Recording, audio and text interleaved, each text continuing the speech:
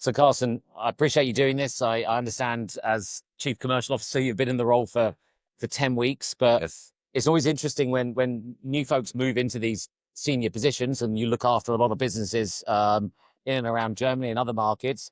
What are you seeing as the main challenges to your business today? The timing is perfect because there are many interesting topics happening at the same time, right?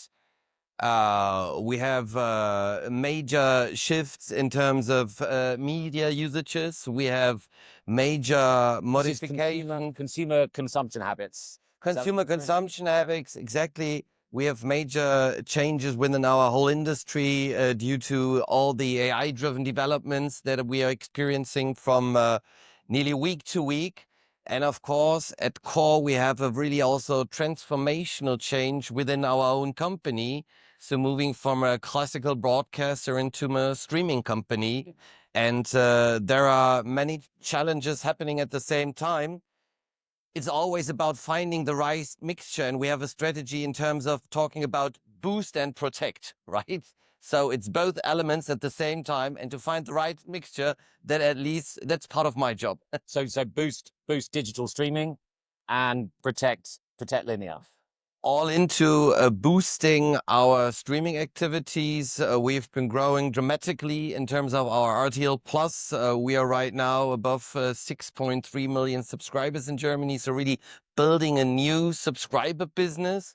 But on the other hand, of course, from an advertiser point of view, it's useless to distinguish between the linear TV or the streaming side. It's all about the big screen, because the big screen there wears the major ad impact. And that's where we are concentrating on, right? Being more flexible, getting less complexity for the advertiser side, and make the big screen as impactful as it can be for the advertiser side. And that 6.3 million that you refer to, you say they're subscribers. Is that just through email? Is that free? Is it paid for? Do you have a mixed model for that? Overall, RTL Plus is a hybrid model, but these 6.3 million are all really fully paying subscribers. Really? So we have a hybrid model with different elements at RTL Plus, an ad tier model, but also a premium model where there is no ad, which is from my point of view, a great advantage, because we can have different ad loads according to these different user groups, so to say, right? Yeah. Look at the ad load right now, what is happening there on Amazon, right?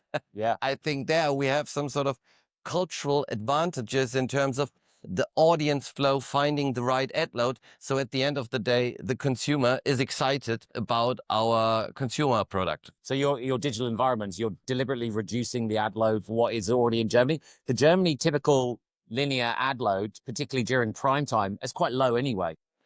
In comparison to other countries, especially the US, yes. But they're also finding the right mixture is crucial, and we make great progress, especially on our streaming side. So especially our ad tier model is also working very fine, but we are working both ways, right? So working on the ad tier side as well as pushing aggressively as we can to grow the subscriber base. Do you know, I don't know if you know this answer, but do you make more money if it's an ad product, so as in it's free but ad supported, compared to the full premium? Which one do you make more money on? It's not that we challenge it against each other, right? You must know. It's a trade-off, and we will always try to find the best model for the right user, right? And it's an open question, and it's still evolving, right? Okay. So you cannot set either or. And do you know the split? Like how many take no ads and how many take ads? Do you have any idea? We do, of course, know the different sizes, but we do not communicate those. Yeah, okay. I'm finding that in the streaming world, lots of companies are doing that. Disney won't split it. No one won't split it. Why is that? Because it's all about the transformational case right now. And it's also giving more insights, shows you also, so to say, the competitiveness within the industry, right? So at the moment, it's quite crucial. And if the others start communicating, showing the split, we might also review our situation. But right now, our core KPI driver is overall subscriber growth, as it is also, of course, increasing our advertising revenues within our streaming platform. Well, you mentioned competition there, and that's a great segue because you're going to be pulled in, given your European remit, you can be pulled into the cooperation and collaboration chats. From where you sit, how satisfied are you with collaboration across the industry? From our side, we are a huge fan of collaborating, of partnering, right? We do it within the different levels of the media value chain, right? Be it on the content sides, we are partnering intensively there with Warner, with Paramount, with all those guys. On the distribution level, we have a very good and close big cooperation scheme there with the German Telekom, Deutsche Telekom. And on the EdTech side, I would have told you that we are closely cooperating there with our main competitors, ProSieben Sat.1. There we are just having a sort of little brick right now there because we had some sort of major agreement about how to work on an EdTech on an European level. It's in the process. It's in the discussions. They communicated right now something where we are not particularly fan of. Yeah. A cooperation with the market competitors of us. Our strategy remains the same. If you are a broadcaster developing into a streamer, you have to rely on your own ad tech stack to have strategy or strategic access to this core convergence layer, because this convergence layer will be the key item where linear inventory and non-linear inventory will get together. And that is the future power play which we are intensively working on right now. Yeah, which I totally agree with you on. So this for me, the giants in that market are ProSieben and RTL, and the story of you working together was a powerful one. So are you saying that you're a bit of a surprise what's happened and it's a blip? Do you see yourselves coming back together at some point in maybe in a different form? At least that's my wish. Yeah. Yeah. We have a strategy. We remain on that strategy path. I hope so for the other side as well. So from where you sit, you alluded to it because you love the idea of you guys working on a common platform. Yes. To have the same tech stack. Yes. To control the fees, control the narrative as well. So Yes. so you know what you're selling into the markets and all that sort of stuff. Do you see that being the case for all markets around Europe to trade on these common platforms? Yes. I think what we see right now is, so to say, a competition between the various partners about relevance and critical size. I would call it like that, right? And you have these global players on the big screen. That's our core market, right? And there is always a place for a number one. Definitely, that's where we're heading for there in Germany, and perhaps a number two.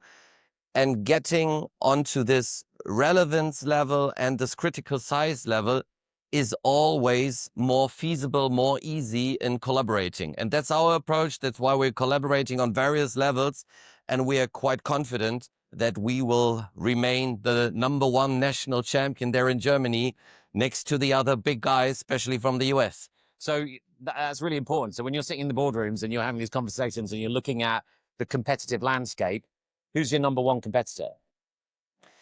I would call it, it's a group of competitors. Yeah. The top three are right now Amazon, YouTube, Netflix.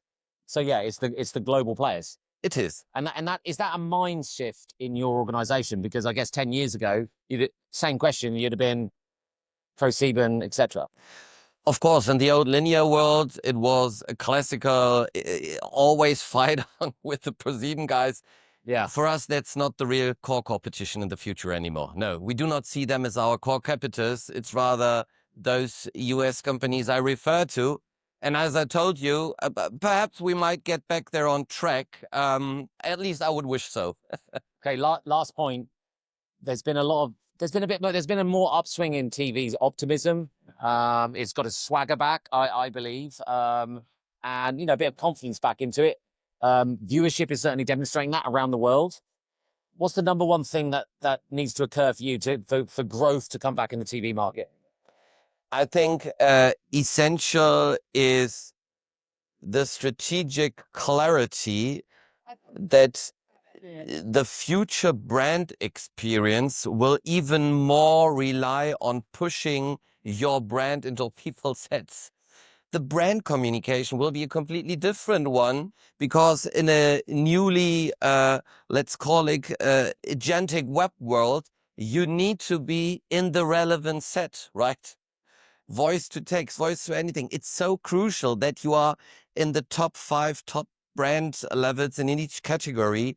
And you only can do that with powerful advertising. The big screen is by far still the most impactful environment. And what gives me great pleasure and a good sign for the future is that we have many, many discussions right now where clients are coming back. They were forced to quite tough economic situations, that they switch back too hard on the performance side, and they really feel and see it in their numbers. They have to go back broader on the big screen. And the big screen, be it linear or non-linear, that's it doesn't care. We don't care. It's all about the big screen and the curated content that only peoples like us can do. Our big advantage, for instance, in comparison to YouTube, is still small screen. They do not communicate it, but still the major use case on YouTube is around 60 plus small screen. That's important for the big screen. And then you have also this curated content site where you have really a lot of more impact on our big screen with our content than next to the other players on it. And so we do see a lot of momentum there for the future, and we are positive on it. So growth will come back from clients getting it right, looking for long form, trusted, independently measured media. Yeah. I hope so. I hope on that. That's one thing we've been campaigning on. And enlarging the client base as well, right? Yeah. We have a lot of small, medium-sized clients that have been totally into the wallet garden world, right? Into the, let's call it, self-booking tools, or be it Google, be it Amazon. And that's where we, for instance, work with our RTL Ad Manager, our own approach, where we address a self-booking tool into our channels, into our inventory. And that's a next lever of growth we are working on intensively. Yeah, and lots of markets are doing that. The UK have just made an announcement about going after the SMB market. It's going to be huge. It'll be interesting to watch your journey. You're 10 weeks in. Next year when we meet, you'll be a year and 10 weeks in, and we'll see how far you've come along on that journey. We'd love to catch up with you then, how far we've come. Excellent. Thanks for your time.